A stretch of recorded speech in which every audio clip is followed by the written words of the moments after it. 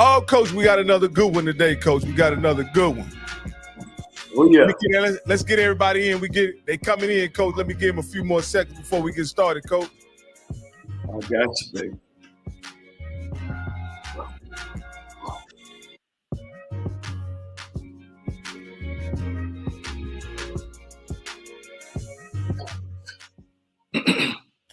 I want to thank all of you for tuning in to the HBCU Coaches Corner with none other than the swag legend himself, Johnnie Cole. My name is Rocky Miller, and I'm his trusty sidekick. This is a big, big, big week in HBCU football. This is the week that we crown our HBCU national champion. Coach, before we get started, I got to ask, how you doing, Coach?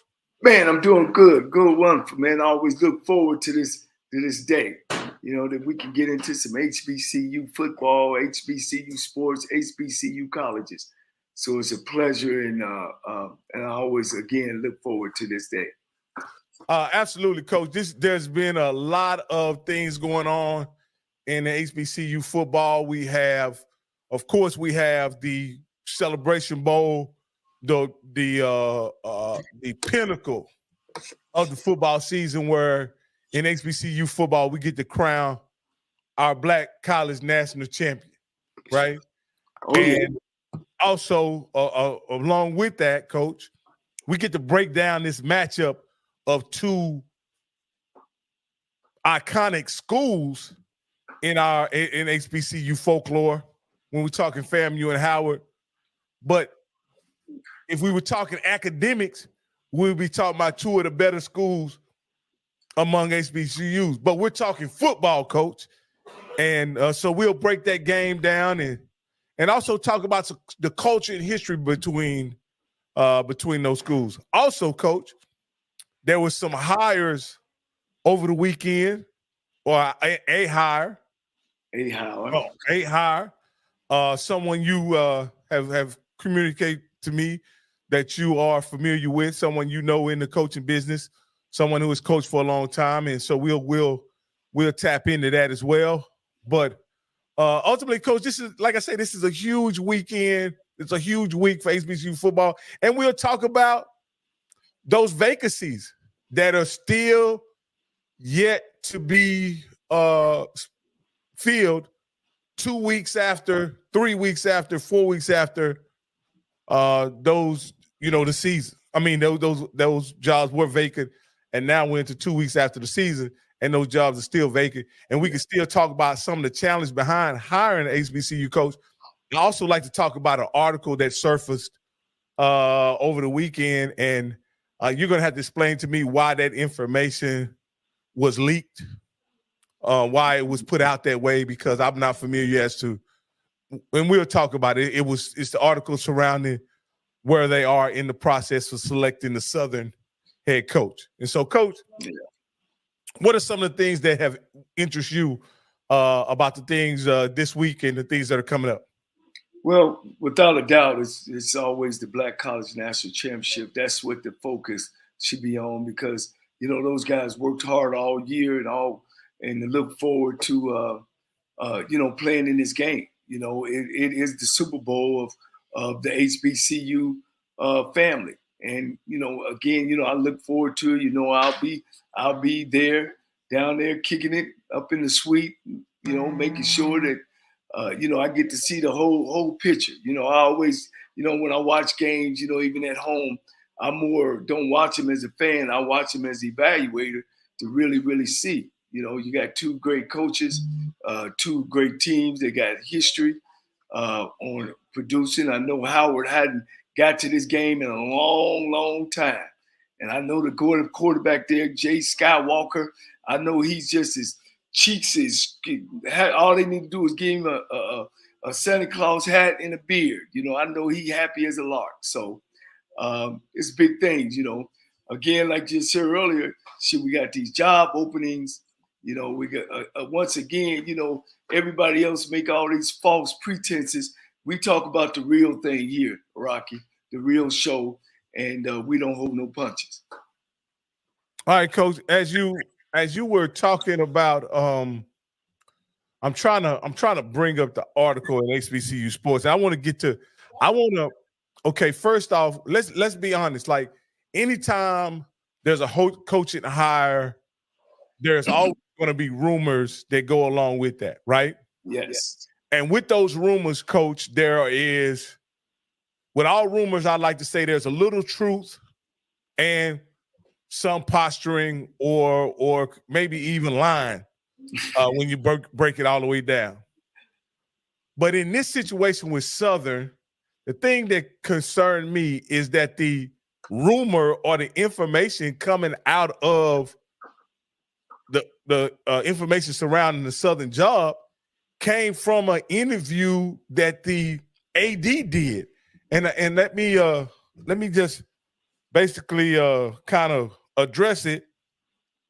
And basically what it was saying, Coach, is that there's some several qualified candidates that are interested in the job, right? Right. However, they want Power 5 money. And what is your thought or process behind?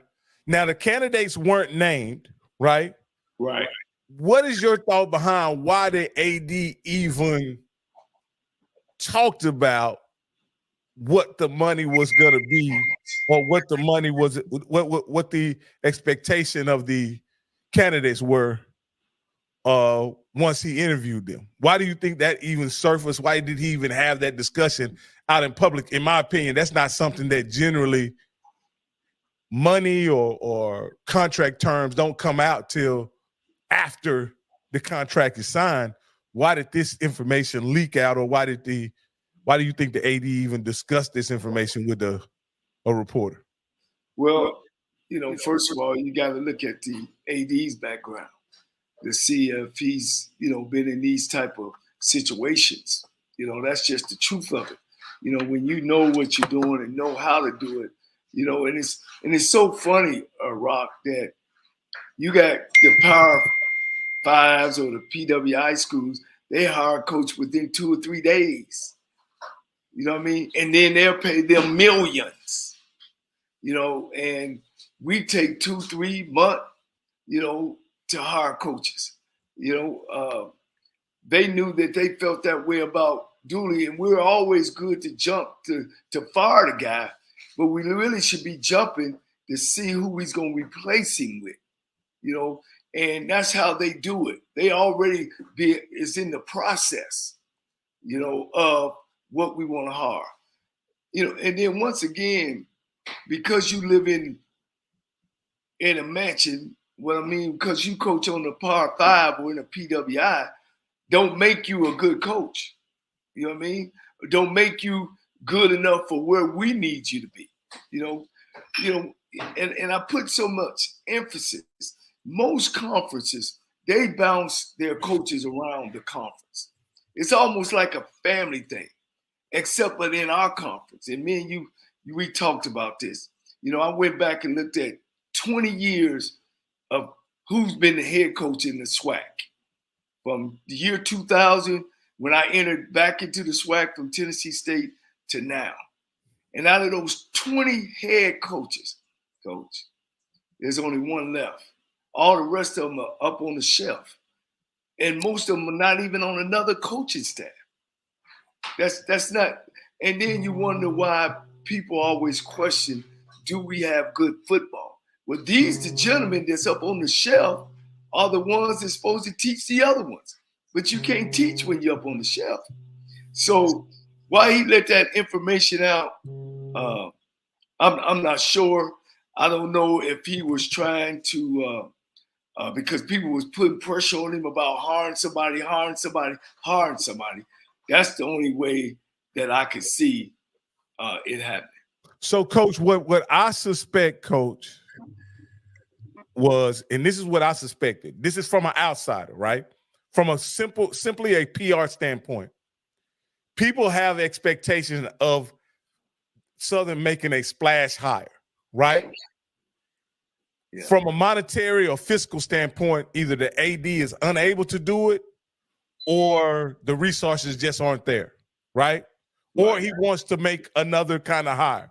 So he leaks out that these guys, these higher profile guys, are interested in the job, want the job. However, Southern can't meet their expectation from a salary standpoint, right? Right. So he goes on to say in the interview that once he talks to him, he realizes that their interest may wane. And this is the reason, Coach, and this is breaking news right now, Coach. So we understand that we breaking news. This is, in my opinion, the reason why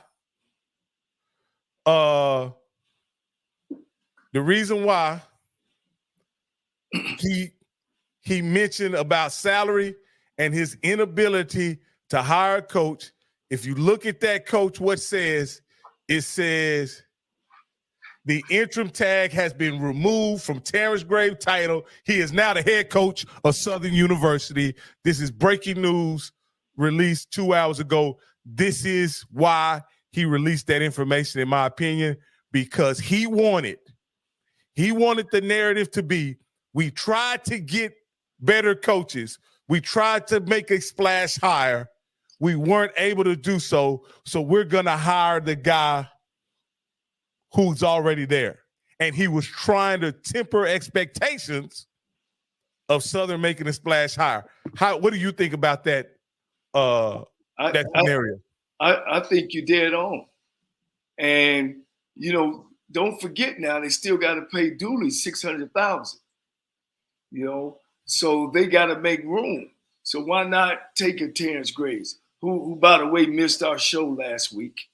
I want to make sure we put that out there. And, yeah, I don't know. We had Coach Graves scheduled.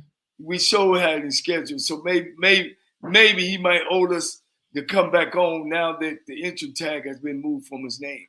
And, we know at the time of last week, he only had 3 out of the 6 board members that approved the contract. So a lot of what you just said, I think, is point on. Well, like I say, Coach, I think this was the AD breaking the news on Friday was trying to ease the expectations of people and letting them know, hey, we want to make a splash hire. We want to hire a big name. We want to do it. But for whatever reason, the people who are interested, the people that the Southern community, Southern family, the names that have been interviewed, and I'm gonna say specifically somebody who was on our show who was a very strong candidate for that job, right? Yeah. It was a way for them to explain away why they didn't hire that very qualified candidate. But yeah, this is breaking news, guys, right here. And again, we are going to have the phone lines open. We will have the phone lines open. You will get a chance to call in. You will get a chance to respond to this hire. So let me get that, Coach. But Coach, with that being said, what is your initial reaction to Coach Graves being hired? Somebody who was on the staff already. What is your response to Coach Graves being hired? Well, in this particular hire, Coach Graves has been around the league a long time. He's really grinded and paid dividends of earning this job. And so when I look at that, I say, why not give it to a SWAC guy? And Terrence Graves has been at Southern, he's been at Grambling, he's been under Pete Richardson, he's been a defensive coordinator. So he does have the qualifications to hold that position. Now it's up to him to keep the position. And, pretty much what he's been through and what he's learned, we got to understand that this opportunity is a big opportunity. He not only just representing himself, he's representing a lot of HBCU guys who have done it the right way, who had complained about Dion and complained about guys who have jumped the line. Here's a guy who has been in the line, and guess what? He's stepping up to the head job. Coach, let me ask you this here, Coach. Just because you waited your turn, just because you paid your dues, does that guarantee wins? No, it doesn't guarantee wins, but he has the qualifications to win football games and to come in a situation that he understands and that he knows, you know what I mean? And he should be able to galvanize the alumni because he's been around Southern University during their glory years, you know, and he earns the right to be the head football coach there. Because you coach in the PWI definitely don't guarantee wins at HBCU. It's been proven time in and time out. When you look back over 20, 30 years, really 40 years of my coaching career, that guys have came in from the outside and have won at these HBCU schools. Coach, and you know, this is a guy you got to understand. I'm coming in from the outside, been in this space for 4 years, watching and literally enjoying all of the, you know, the pageantry, the fanfare, our people being obsessed with football and everything that's around the culture. Is you say this is a hire that's based on merit, and I have to take your opinion as fact in this situation, or as an authority. You say this is a merit hire, but what would you say to somebody like me that has looked at a guy like this who was already on the staff of a program that was fledgling, a program that actually got the head coach fired? What would you say to somebody who would say this is not necessarily a hire based on merit? This is a lifetime achievement award given to a guy who may have just done his time. He's got plenty SWAC hours, but if he was such a good coach, then why did Eric Dooley get removed from his position? Well, based on that, I'm gonna give you a two-way there. But I want to say this. I'll tell you, when you're looking at a PWI guy, 9 times out of 10, you're looking at fool's gold because he's at the PWI. Well, he can come down here and he should be able to be good. The thing about looking at Terrence Graves, I don't know what happened to Southern. So in that aspect, you might be right. He might have, and I don't want to say that, helped the head coach get fired. I don't want to say that. I don't think that of Terrence Graves. But I do think that I've seen his work. I've seen his work. I've seen the road he traveled to get where he is. I've seen all those things. And that's why I want to think it's on merit. You know, I don't know what happened in the background of Coach Dooley.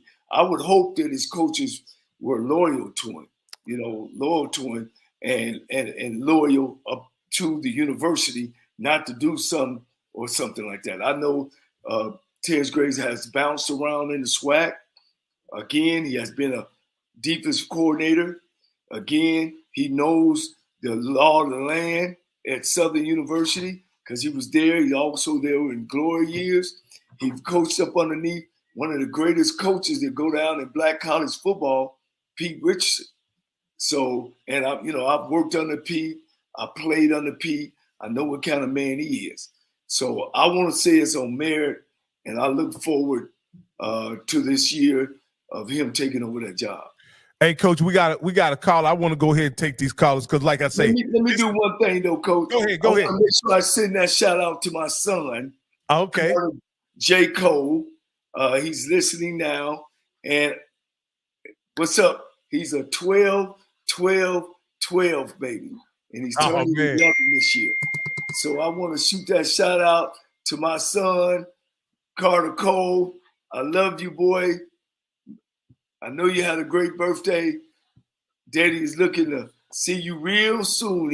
I'm gonna have my Santa hat on. I got the beard. I'm gonna have my Santa hat on. So I love you, son. Hey, Carter, happy birthday. And I hope you have had a wonderful day so far.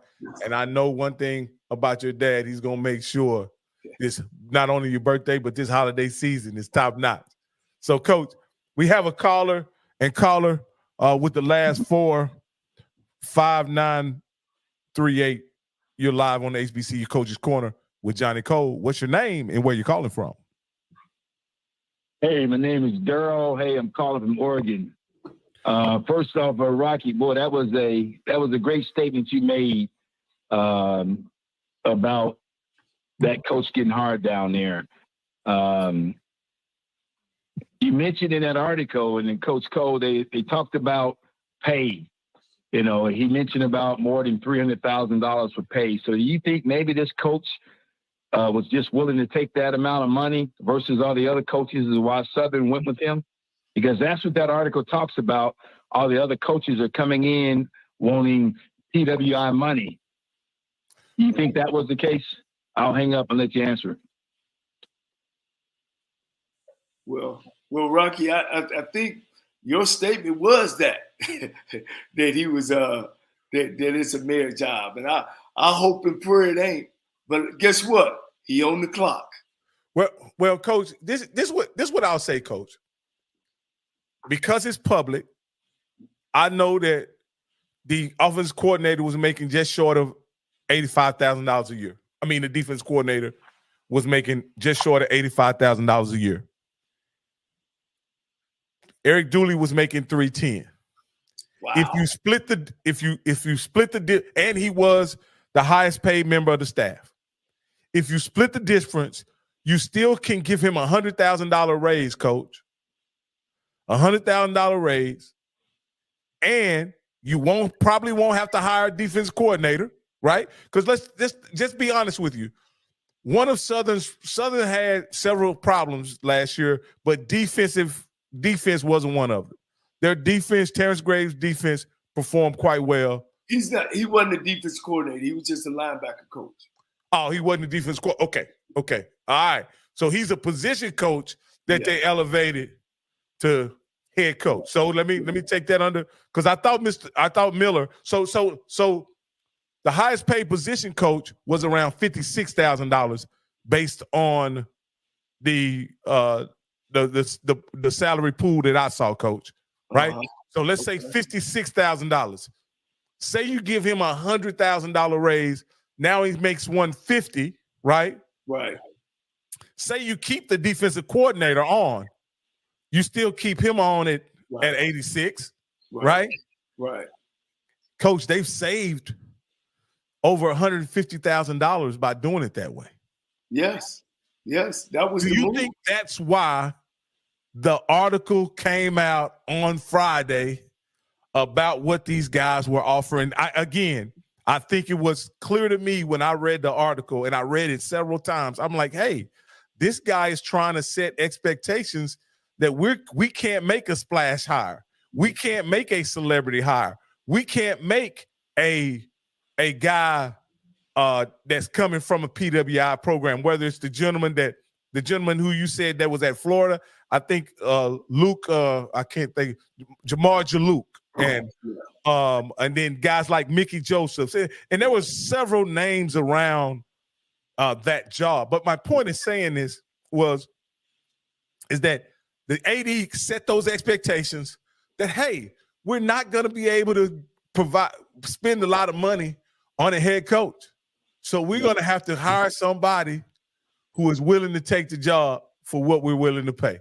Hey, or willing to satisfy the fans and play the quarterback they want, and the running back they want, and the DB they want. You know what I mean? Once again, they made some moves early on Dooley, and they maybe didn't think it through. Now, Coach, this is very interesting. It says that Graves needs to hire an OC and an offensive line coach. Don't make a buddy hire. Well, this is the issue I have with that, Coach. When you hire a guy on a discount right? And if I'm the head guy and I'm taking a discount, right? Yeah. Don't you expect all the guys under you to take a discount? Certainly, you're not going to be able to hire OC that's going to make the same as you, right? Right. Now let's be honest. Graves' salary hadn't been released, so I don't know what his salary is. But I heard it's going to be 150. Wow. Yeah. That's Coach. That's resetting the market the other way, isn't it? Yes, sir. Yes, sir. Yes, sir. So let me ask you. Okay, we got another caller, and then I got another question for you. Caller, you're live on HBCU Coach's Corner with the last 49910. You're live with Johnnie Cole. What's your name and where you calling from? Well, Johnnie Cole knows me. Rudy Johnson, San Diego, California. Had the pleasure to play with that gentleman and room with that gentleman. But I have a question. Most of the time on the show, you all are talking about the AD level decision making. Rarely do I hear you talk about the board of trustees, the president, and the infrastructure that really is allowed to make these decisions over and over again. So my question is, how many of these board of trustees have homegrown alumni that are now setting policy around hiring practice and the like? Can you answer that question for me? We're definitely the first and foremost, it comes down to who's the governor of the state, whether it's a Republican state or a Democrat state. I know most HBCUs are democratically ran, which is it's unfortunate when you're in a Republican state. The biggest thing that I think is very, very important, that you do get some people who have skin in the game. What is that? Either a graduate from a school or HBCU graduate. But you also has to get money people on that board. People that are business people, not no thousandaire. We need some millionaires on some of those boards that knows how to go out and get some money, because most of these schools need money. But it is important to me, and I've always said that, Rocky, that you get some people that have some skin in the game. And when I say skin in the game, that have at least attended an HBCU school, or particularly that school that he's a board of. But it all falls down from the governor's office on picking and choosing some of these board members. Just like the big schools, they had these board members that are millionaires. They go out and donate big money, or got friends and stuff that donates big money to these universities.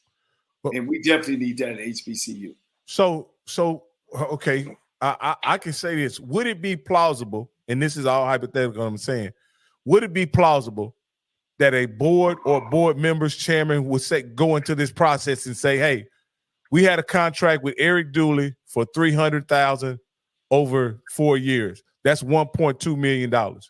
Going into this next situation, I'm not going to make another black millionaire. Right. I'm going to have, you're going to have to. I think that's a discussion that evidently with the AD coming out publicly saying, really, we don't have no money, then you don't make that move. You got to eat the choice that you make. You know what I mean? And again, I thought that they at least should have gave him one more year.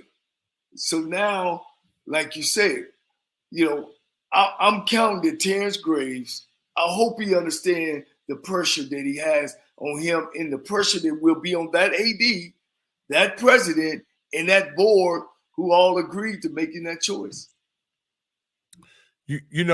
Coach, when a choice like this made for head coach, so you get rid of the head coach, right? Do you think under these circumstances, do you keep the defense coordinator? Do you hire a new AD? What do you think Terrence Graves will have the latitude to do as head coach? Well, once again, that comes down to the athletic director, to the president, Of course, the board don't get involved with day-to-day operations and hiring and firing to give him, what type of freeway does he have? Does he have the leeway to change the whole staff? That's yet to come. Some things were going wrong. I know who's the OC. They end up choosing Willie Totten as the offensive coordinator. So something was going wrong on that staff. It wasn't just the head coach, which it falls on, because the head coach really supposed to coach the coaches, and the coaches coach the players. So all that falls in Terry Gray's lap. Hopefully he's been around long enough to know and to see and to be able to navigate through all that and be able to get to it and start winning football games for Southern University. Hey, and just an update for those people who've just tuned in. I just want to mention it one more time, just for housekeeping's sake, that Coach Terrence Graves has been officially named the head coach of Southern. The interim tag has been removed. That's Coach Terrence Graves, the only coach who has won the Bayou Classic for Grambling as a interim head coach, and also for Southern as an interim head coach. I want to ask you this, Coach. How much do you think winning the Bayou Classic factored into him being retained as head coach? Oh, I think big. I think it was real big. He kind of gave him a little relaxed feeling. It was good for the alumni to win that game. I think it had a major impact on it. And the year before that, he won it at Grambling. But me as a coach, I don't put that much emphasis on a guy taking over a program that was already built. Everything was already there, and then you go out, okay, you coach a game, and all of a sudden, now you the savior. I wouldn't take it that far. So this is Willie Bolden. He has a comment here. He says, Rocky, we not sure SU paid off Dooley. I said he was fired as being insubordinate. The grounds for firing without total payout. This hire will allow us to correct the salaries. Okay, so again, you're saying, see, this is in my opinion. Like, I have no idea what happened between Eric Dooley, the board, the president, so on and so forth, right? But this is the problem. The reason why Eric Dooley got fired is because he was losing. You can name it. You can try to get your money back, Southern, if you want to, by making it insubordination, misappropriation of funds. You can do whatever HR situation you want to make out of it, trying to recover money. That's not an HR situation, Rocky. It's not an HR situation. You know what I mean? He was picked. He's supposed to be the superstar. He's supposed to be the CEO of the football team. This is not an HR situation. He was insubordinate. Insubordinate means he might have, if he played an ineligible player, then that's something different. You know what I mean? He just didn't put the player in that they wanted to play, and he kept telling them every week the same thing as if they didn't know football. So no. So I would hope, Johnny, that Southern wouldn't take the route and not honoring the contract that they signed, and that Dooley signed.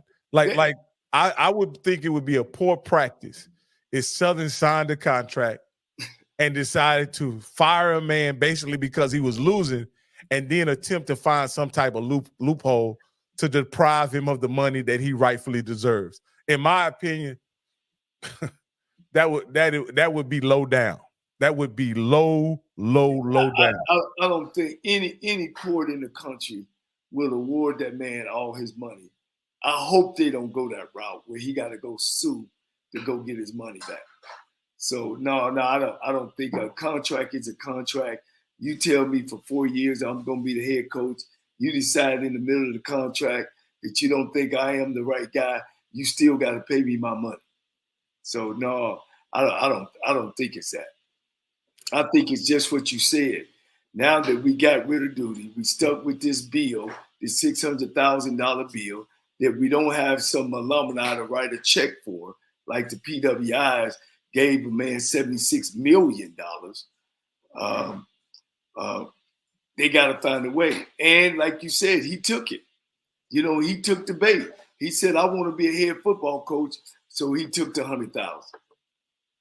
Again, you know, like I say, we don't know the numbers. We're speculating at this point, but I doubt that Southern University will pay a man who's making $56,000, $60,000, who they were already paying. They're going to give him a $200,000 or possibly $300,000, $250,000 raise to be the head coach. And here's the deal, Rocky.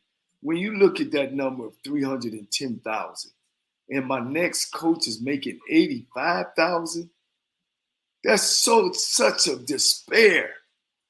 And I'll be honest, I wouldn't sit there and take no $385,000 or $310,000, and I could only pay my coordinator $85,000. You were paying your offensive coordinator $56,000. Yeah, you're asking yourself, not to win, because you're not going to get qualified guys making that kind of money. Not this day and time. Even in HBCU realm, most coordinators are making at $100,000. Both of them are making $100,000.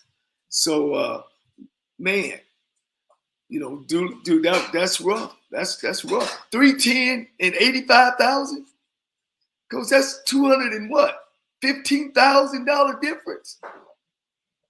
Wow. You know, Coach, and this we were gonna talk about. So $25,000 difference. I'm sorry. What is that? It's $25,000 difference. It's $225,000. Oh yeah, absolutely. Willie Totten was the OC by name, right. But we all know that Eric Dooley was running his offense and was calling the plays. So, right. But the title of OC was given to Willie Totten, and in the coaches pool, Willie Totten the OC was being paid $56,000. The defensive coordinator was being paid $85,000, and all of the other position coaches were being paid between $40,000 and $60,000. So that was, you know, you got to realize Dooley was getting $310,000. The rest of the coaching pool was about $650,000. Wow. And I think you have to have 10 coaches, Coach, right? 10 total coaches, if I'm not mistaken. You know, 9. You gotta have some, some GAs and stuff, like that. And that kind of stuff.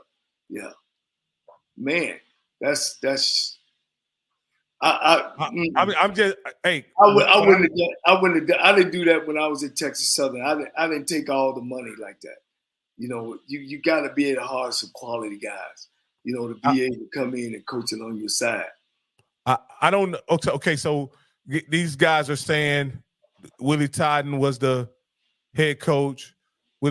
I'm just telling you, in the coaching pool, if you look at the coaching pool salaries, and you can Google it, it has a slot for OC, right?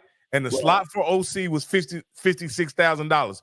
Who was getting that slot, that $56,000? I assumed it was Willie Totten, right? But it may not have been. It may have been some other coach. But there was a slot for OC in the coaching pool of $56,000. Hopefully, Dooley wasn't taking the 310 and the 56. No, he was. And I get that. Here's what I did at Division II. And most of the time, you should do this at Division II. All right. You, as the head coach, whatever your specialty is, you need to run that part. And then you'll put some money into the defense coordinator. You put some next money into your O-line coach. Then you put the next money into your DB coach. You know what I mean? Then you can find a linebacker coach, and hopefully your defensive coordinator can coach linebackers or D-line. And that's how you do it on a Division II level. But on a 1AA level, that's tough, Coach. That's tough. But I see what Dooley was doing. I'm going to take the 310, or let's just say the 44. You know, because the other guy was making, the defense coordinator making 85. Mm-hmm. Then the 56 from the 85, I guess he took that and loaded onto his own salary. that's tough. Both of them gentlemen should have been making $100,000. If I'm the one responsible for calling the plays. Well, Coach, that's what we've talked about before, Coach. To get a quality guy to coach defense, a quality guy to coach offense, you need to pay him. We need to compensate them in accordance with their skill level. Right. And at this level, I think $100,000 is well worth a good offensive coordinator, good defensive coordinator. Right. When you say you're only going to pay an offensive coordinator $56,000, Coach, you can't shop for the best groceries with that budget. You know what I mean? You got to stay. Hey, you got to stay on the aisle where it says where the white cans and it say beans, and then it's the white can and the white bag say sugar. You know what I mean? You can't go over on the side where there's Del Monte and Imperial Sugar and those name brand items. You got to shop over in the generic items, and sometimes we all know that those items aren't of always the best quality. Coach, you got to go to the food bank. You ain't going to no store. You ain't going. That's food bank money for OC. I mean, he's staying in his office. Coach, that's Coach, that's reality. You're asking a man who's probably has experience to live in a college town, wherever they may be, him and his wife and his kids live off $56,000, Coach. That's hard living, ain't it, Coach? Well, hard living. Let me make sure I correct, because Willie Totten is a good friend of mine. And Willie Totten is retired from Mississippi, so he don't have no money problem. Oh, okay. And I can't, and I don't want to have this show putting this offense on him. He coached the quarterbacks. He was the quarterback coach until the end of the year. So He wasn't, maybe it was on paper, but it wasn't in the office that he was the OC. It wasn't entitled. Because he came just this past year. He wasn't there the first year. He just came this past summer. And the coaching, and let me say this, the coaching pool money I saw was posted this past summer. So before the season start. So he walked into that slot. Okay. Yeah. Okay. Well, and again, this is not pocket watching we're doing. Right. We just simply, if you're going to put together a quality staff of men who are going to be asked to not only lead young men, but also provide for their families at the same time a comfortable living, you have to pay those professionals a decent salary. And at the end of the day, $56,000 is what it is. And I don't see how you can get a competent OC for that dollar amount. But that's just my thinking. You coach, you know much better than I do. Here's what I want you and our fans to see. That's why you always, can you hear me? Yeah, I hear you, Coach. You froze, Coach. So just jump out and jump back in like real quick, Coach. You know how you do it. Well, let me get this out first, and then I'll jump on. Go ahead. I look good like that anyway, though. Yeah, you do. You do, Coach. I ain't gonna This is where, Rocky, I'm talking about HBCU coaches who have came through. This is stuff that you have to go through. And if you don't know nothing about that, all you do is when you come into our conference, you get paid and the rest of the coaches don't, and you move on because you don't win. But when you come through the conference, and as the caller called in earlier, Rudy Johnson says, you got to have some skin in the game. You know how to handle that. You know how to make that work. And that's all I want to say about that. So I'm going to check out, then I'm going to come back in. All right. Hey, guys. Hey, you're listening to the HBCU Coach's Corner with none other than Johnnie Cole. Johnnie Cole's going to step out right quick because he got froze, and you want to see Coach live and in color. But hey, the phone lines are open. The phone lines are open. I wanted to repeat, there has been breaking news this evening that Coach Terrence Graves, the interim tag, has been removed from his title, and he is now named the head coach of Southern University. I really like to get your feedback of what do you guys think about that hire. I can personally say I'm not that familiar with Coach Graves. I in my opinion, Southern is one of the blue blood colleges, blue blood football programs, the HBCU football. They should be able to win year in, year out, considering their resources, their fan base, their tradition, their history, and they should be able to win year after year. For whatever reason, under Eric Dooley's tenure, under the tenure of Coach Rollins, who preceded Eric Dooley, they haven't been able to win consistently, right? And when I say win, I mean championships. And anytime I speak of winning, I'm thinking championships. So they weren't able to win championships under Coach Rollins or Coach Dooley, even though they played for a SWAC championship under Coach Dooley the first year he was at the helm. But I really want to know what you guys think about the hire.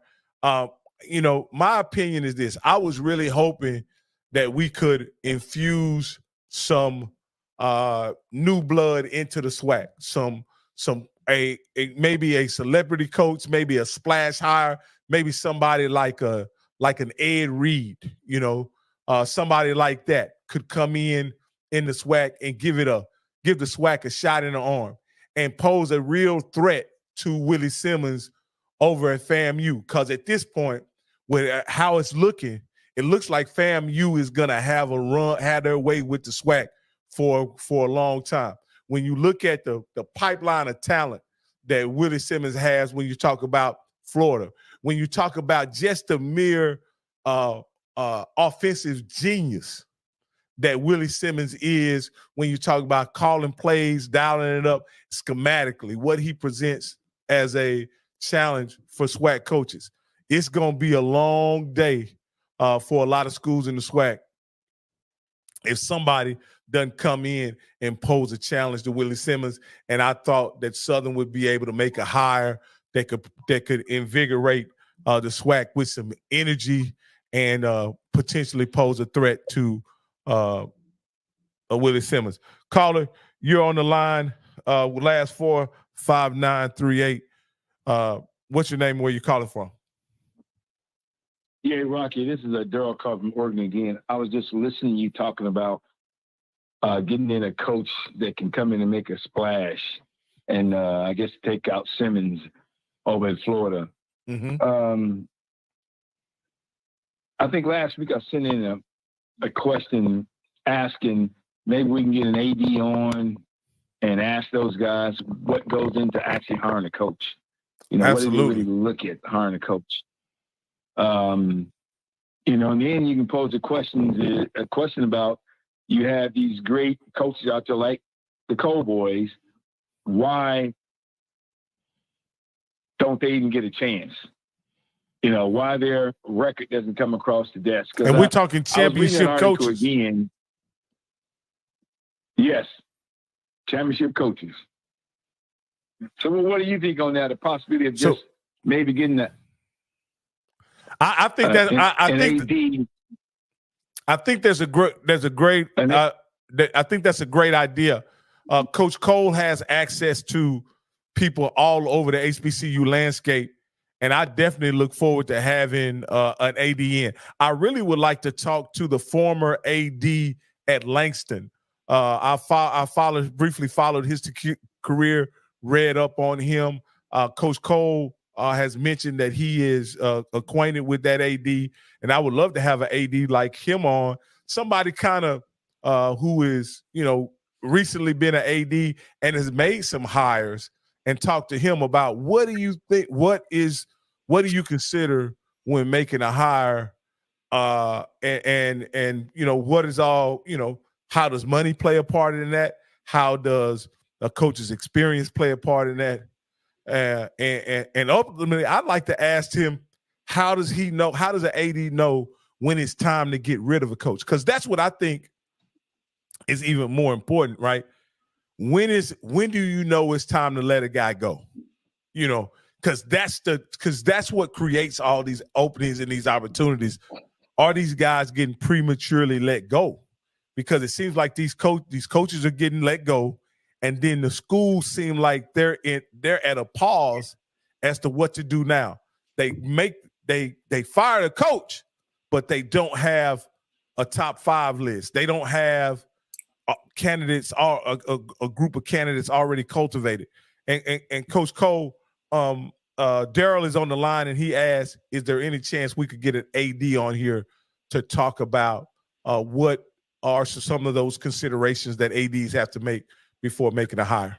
Well, it's so funny. I talked to about 3 ADs that got it today.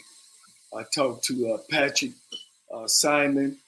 I called Vivian Fuller. I called Paul Bryant. Some guys that I know, and had opportunity to ask them some questions that I had concerns with. And you're right. I mean, I don't think that would be a problem. I would try to run down some. I know several that would really be able to explain some of that stuff to us. I know, unfortunately, I have never been on the side of not winning. And when, like you said, when do you make a decision to let that person go? I think as always, I've seen in the HBCU realm, I've never seen a fast hire in the HBCU realm. You know what I mean? I've never seen a fast hire.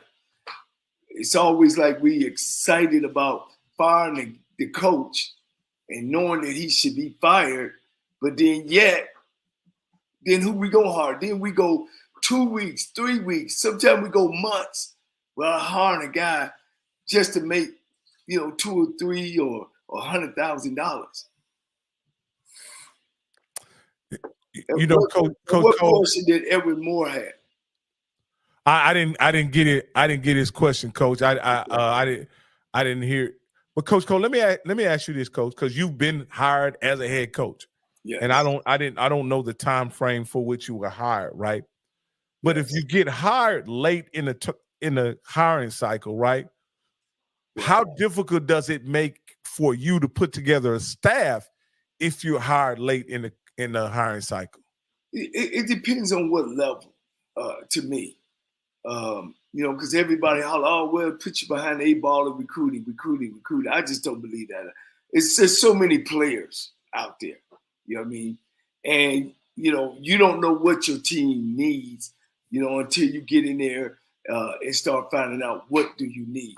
A lot of stuff, Rocky, and I'm glad we got this show. A lot of stuff is what people hear, is what they say. "Oh, man, now I'm behind on the 8 ball." Well, if you're a good recruiter and you got the right coach in there, he'll go in there and get the people we need. Now, I'm not talking about waiting until June. I got hired at Lane College in June, Coach. In June.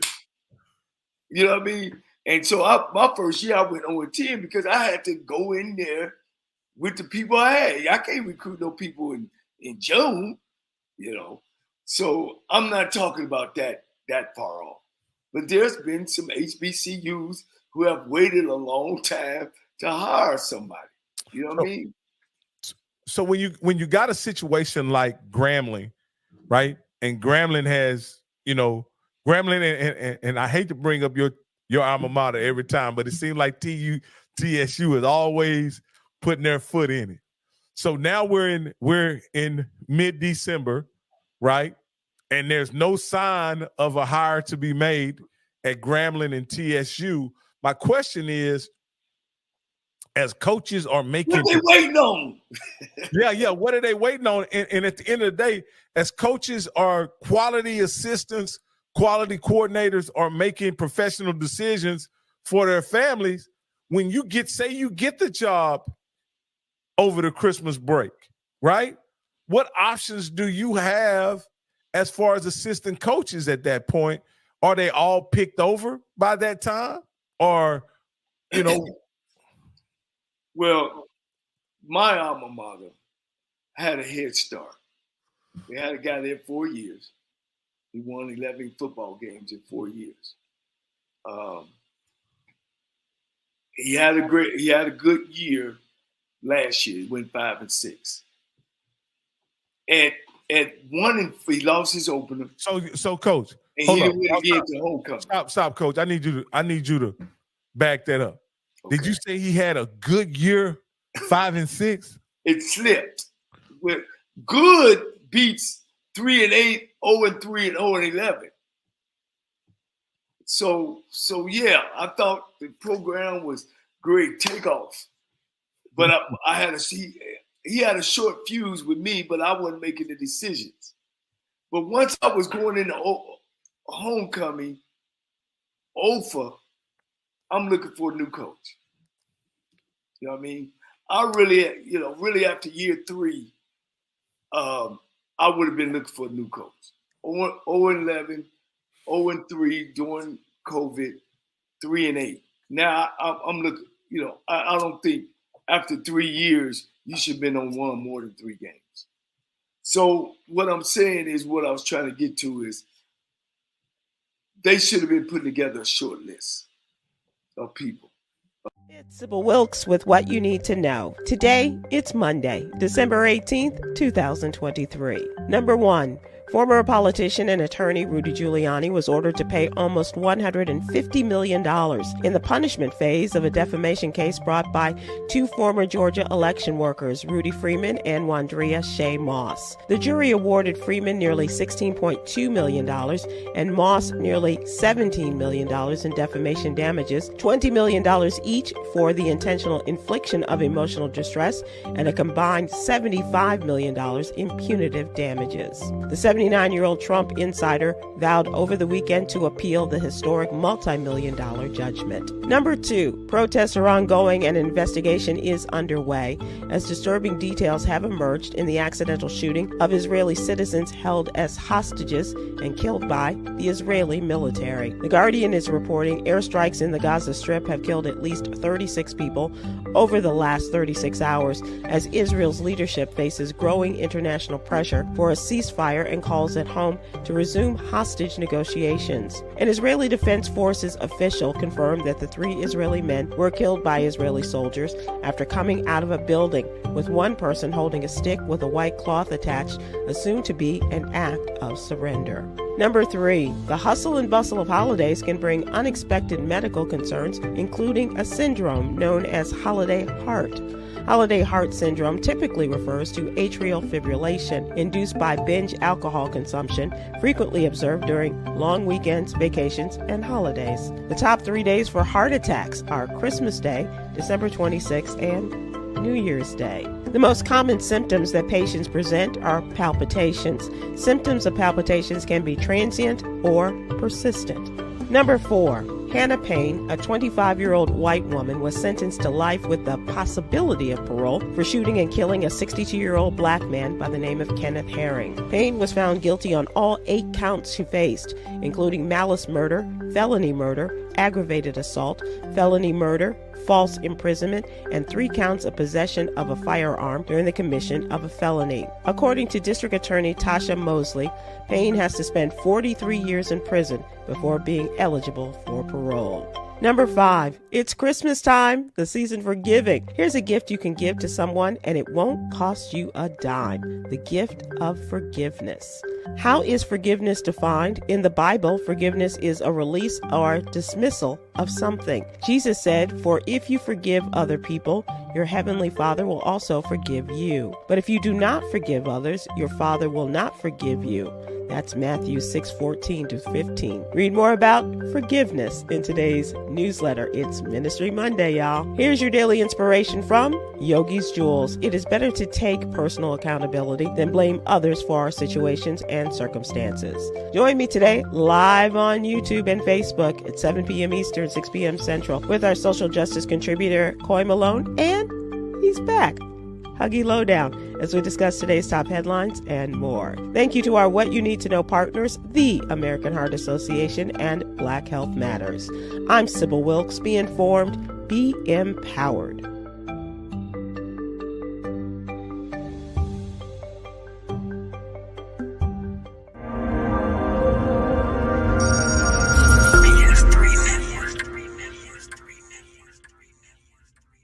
BS3 Network, changing the way you watch TV.